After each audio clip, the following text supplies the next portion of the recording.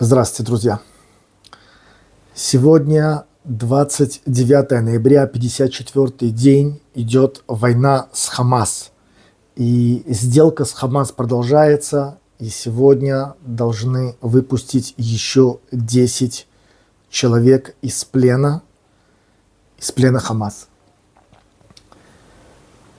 Дети, освобожденные из плена Хамас, начинают потихоньку рассказывать про то, как с ними обращались, где они находились. Не все были в одном месте. И некоторые держались отдельно от всех, и только под конец их соединили с большой группой. Один из мальчиков, 12 лет, рассказывает о том, что он был один в комнате. Его держали сначала в каком-то доме, потом перевели в какой-то подвал, потом перевели его уже в туннеле, перевели его где-то под землю. Он рассказывает о том, как его били, как над ним издевались, и как его, мальчика 12 лет, заставляли смотреть те ролики, которые были засняты 7 октября, в момент, когда террористы Хамас зверски убивали жителей Израиля, жителей его поселения, жителей других поселений. Мальчик 12 лет должен был это смотреть. И это кадры, которые взрослые, не все, выдержали смотреть.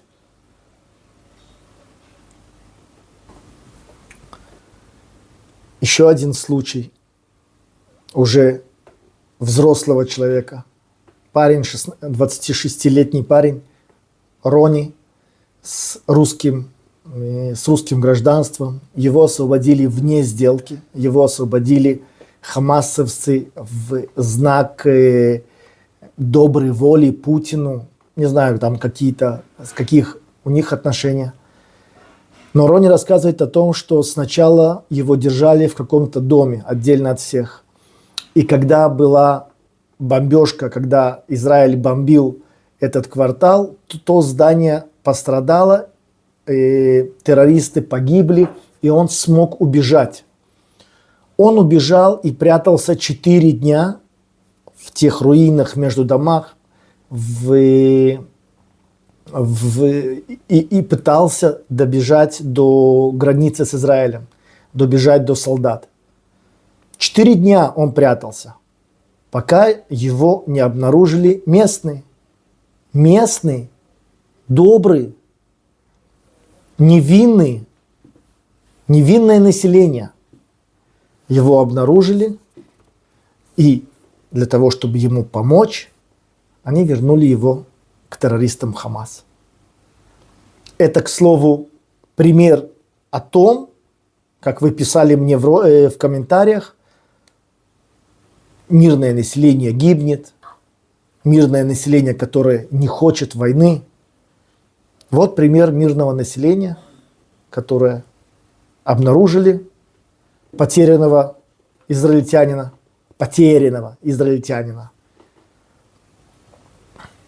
и вернули его обратно в Хамас. Сделка продолжается. И я очень надеюсь, что Хамас будет выполнять требования, свою часть этой сделки. Потому что на данный момент они уже дважды нарушили свою часть сделки.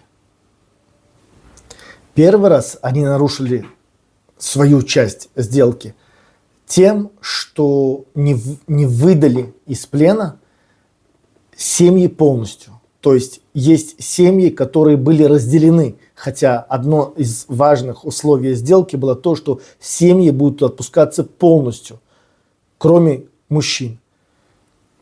Они разделили ребенка и его мать. Они разделили девочку с ее братом. Это было первое условие, которое они не создали. Второй раз, когда они нарушили, это было то, что они взорвали 3 взрывчатки, покушались на жизнь наших солдат взорвали 3 взрывчатки и пытались убить наших солдат. Все это сводится как бы, это была ошибка, кто-то не услышал, кто-то не узнал, но это именно те вещи, это именно те ошибки или те невыполнения условий сделки, о которых я говорил, я подозревал еще за несколько дней до того, как сделка началась. А теперь я хочу показать вам небольшой отрывок от фейк-ньюза, от вот этой вот подделки, которая постоянно крутится, постоянно идет на палестинском телевидении, постоянно идет по всему миру, в котором пытаются показать, насколько плохие, насколько изверги, насколько зверски поступают израильтяне с палестинцами. Обратите внимание на эти кадры.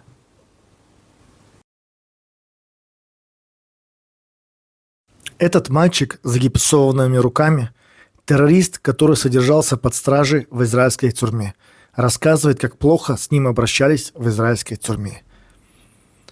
А вот это вот кадры его освобождения с израильской тюрьмы, которые были сняты в день его освобождения. Обратите внимание. Ребенок без проблем. Нету никаких гипсов на руках. Красный Крест принимает и расписывается за него. Обратите внимание, сейчас его руки будут видны лучше. И это еще одно доказательство фейкового ньюза, фейков, которые распространяются по всему миру. Я еще раз хочу подчеркнуть. Не верьте всему, что видите. Да и мне вы можете не верить. Проверяйте. Проверяйте. Информацию сегодня можно проверить. Проверяйте в достойных источниках.